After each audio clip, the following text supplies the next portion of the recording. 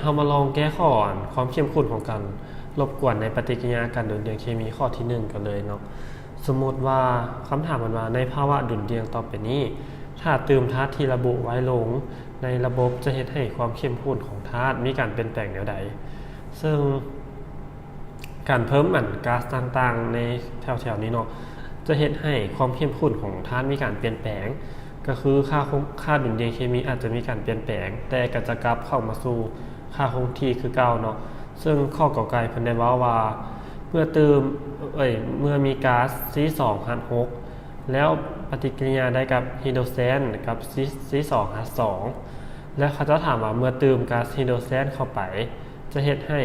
ปฏิกิริยาเป็นแนวใดก็คือดังที่เรียนไปคือให้เอากฎเกณฑ์น้ำไหลเนาะเข้ามาใช้เพราะว่าทั้งสอ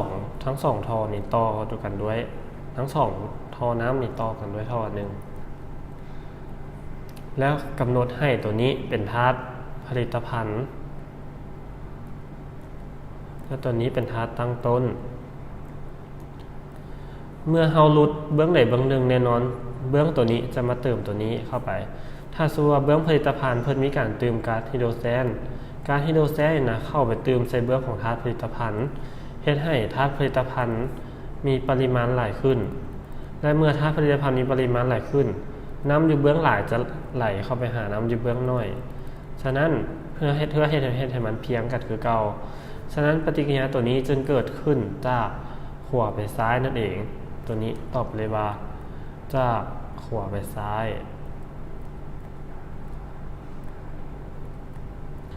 ถ้าสมมุติว่าเราบ่อยากแต้มรูปเขาสังเกตออกก็ได้เนาะคือตัวอย่างข้อนี้เขาจะเติมก๊าซ NO2 ไปว่าเติมใส่เบื้องนี้แสดงว่าเบื้องนี้นะจะมีหลายกว่าเบื้องนี้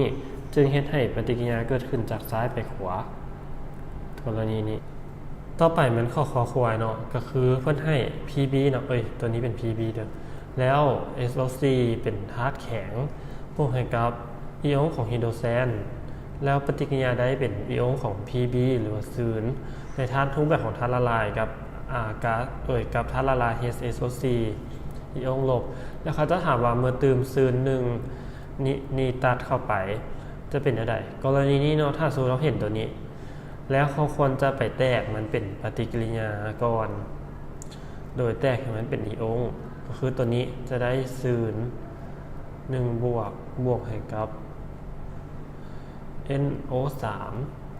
ลบ1แล้วตัวอิออนตัวนี้นะจะเข้าไปในปฏิกิริยาของเบื้องธาตุผลิตภัณฑ์ที่อยู่เบื้องนี้จึงเฮ็ดให้เบื้องของธาตุอันนี้นะมีหลายขึ้นกว่าเก่าแสดงว่าธาตุสู่เบื้องผลิตภัณฑ์มีหลายฉะนั้นปฏิกิริยาจะไปทางขวาหาซ้ายนั่นเองกรณีที่3เป็นขวาหาซ้ายมาเบิ่งกรณีข้ององัวกันเลยเนาะก็คือถ้าเจ้าให้ซืนกอลัว2เป็นกรณีซืนคือเก่าเนาะและวันนี้ธาตุที่ตื่มไปเป็นเงินนีตัดตัวนี้เมื่อเวลาแตกตัวเป็นเงินกับ NO3 ตัวเงินนี่นะจะไปปฏิกิริยากับ Cl อิออนลบเนาะเมื่อ Ag กับ Cl ปฏิกิริยานำกันแสดงว่าเบื้องของธาตุอันนี้จะลดลงตัวกรณีนี้จะเป็นกรณีลดลงเบื้องของธาตุผลิตภัณฑ์ลดลงแถมใส่ในกราฟตัวนี้ซะเนาะสมมุติว่าให้ N เบื้องผลิตภัณฑ์ลดลงแสดงว่าเบื้องของธาตุตั้งต้นที่มีหลายกว่านะน้ำที่มีหลายกว่าจะเข้ามาเติมให้ธาตุผลิตภัณฑ์เพื่อให้มันเท่ากันฉะนั้นปฏิกิริยาจึงเกิดขึ้นจากซ้ายไปขวากรณีงองัว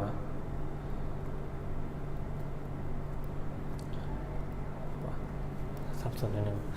แล้ววันนี้ข้อจ่อข้อสุดท้ายข้าเจ้าให้อิออนเล็กของธาตุละลายบวกกับอิออนไฮดรอกซิดแล้วได้เป็นเล็ก OH3 กรณีนี้ตัวนี้เป็นธาตุแข็งและส่วนตัวนี้เป็นธาตุละลาย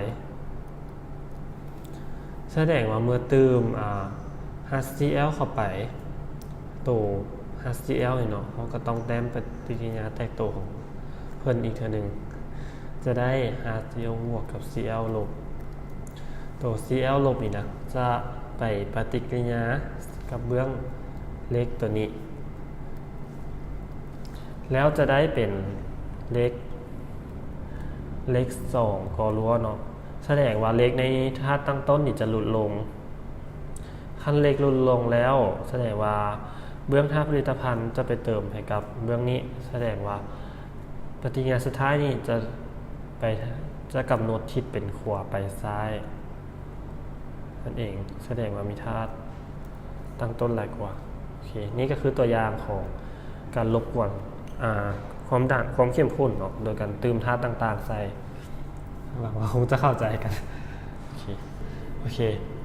มาเข้าตัวอย่างต่อที่2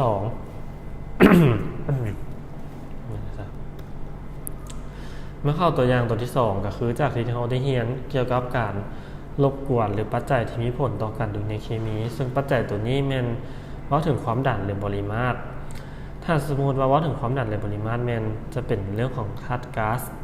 เนาะคือในปฏิกิริยาต้องมีก๊าซอยู่และคำถามผมว่าเมื่อพิจารณาการดูดเดี่ยงของปฏิกิริยาดังนี้คือข้อกอเพื่อให้ก๊าซ NO2 แล้วปฏิกิริยาเป็นก๊าซ N2OC และข้อขอไข่แมนก๊าซCH2 แต่เป็น2ตัวก็คือตัวนี้จะเป็นธาตุองคธาตุอันนึงเนาะแต่เขาสามารถเขียนย่อเป็น C2H4 ได้เลยโดยไม่ต้องเขียนสมผลเขียนโครงสร้างตัวนี้ขึ้นมาก็ได้บวกให้กับก๊าซก็รู้ว่าจะได้ CH2 C2H4Cl เขียนเสร็จเลยเนาะแล้วเขาจะถามว่าจงกำหนดทิศทางของการดำเนินไปของปฏิกิริยาเมื่อมีการลดความดันและเพิ่มความดันแต่อุณหภูมิยังคงที่ทำอีกเท่ากับมาเขียนสมผลของปฏิกิริยาก่อน NO2 เนาะเป็นก๊าซแตกตัวปฏิกิริยาได้เป็น N2OC ในภาวะก๊าซเช่นเดียวกันแล้วเขามาเขียนว่ากรณีเพิ่มความดัน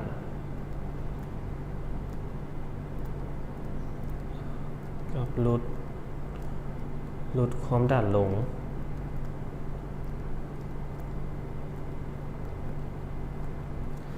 แล้วในกรณีที่เป็นก๊าซเนาะขอแต้มเป็นภาชนะอันนึงเนาะสมมุติในภาชนะมีก๊าซชนิด NO2 กับ N2OC ในภาชนะปิดเนาะแล้วเมื่อภาชนะปิดตัวนี้นะเมื่อเรามีการเพิ่มความดันแปลว่าเฮ็ดให้ความดันนะมีหลายขึ้นเราจะหนีบพวกก๊าซอันนี้ลงและเฮ็ดให้ก๊าซตัวที่มันหลายกลายเป็นก๊าซตัวที่มันน้อยเพื่อให้มันสามารถเขาจะว่าอยู่ในภาชนะที่ว่าแน่นขนาดนี้ได้ซึ่งเขาจะเบิ่งจากใดว่าตัวใดมันน้อยตัวใดมันหลายซึ่งเขาจะเบิ่งจากจำนวนโมลหรือสัมประสิทธิ์ที่อยู่ต่อหน้าปฏิกิริยาตัวนี้เลยก็คือตัวนี้นี่จะเป็น2เบื้องธาตุตั้งต้นจะเป็น2และเบื้องตัวนี้นี่นะจะเป็น1เพราะบ่มีตัวใดห้อยฉะนั้นเมื่อมีการควบแน่นตัว2โมลนะจะหันมาเป็น1โมลหรือหันมาเป็นธาตุผลิตภัณฑ์หลายขึ้นฉะนั้นเมื่อเพิ่มความดันปฏิกิริยาจึงเกิดขึ้นจากซ้ายไปขวาและกลุ่มกันข้ามถ้าสมมุติว่าเราลดความดันหรือเราปล่อยอันนี้สูงขึ้นตัวที่เป็นผลิตภัณฑ์ก็จะแตกตัวให้มันเป็น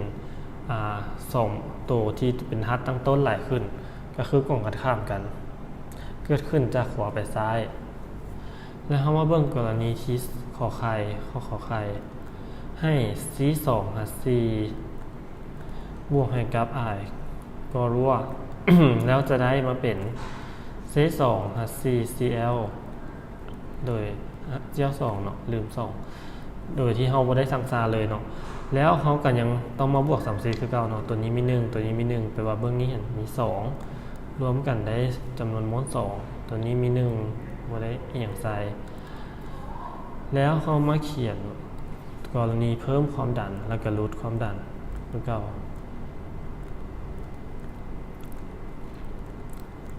แล้วก็ลดความดัน